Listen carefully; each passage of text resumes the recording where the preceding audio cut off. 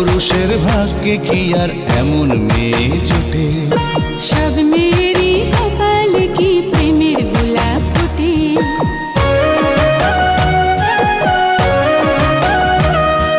সব পুরুষের ভাগ্যে কি আর এমন মেয়ে জোটে?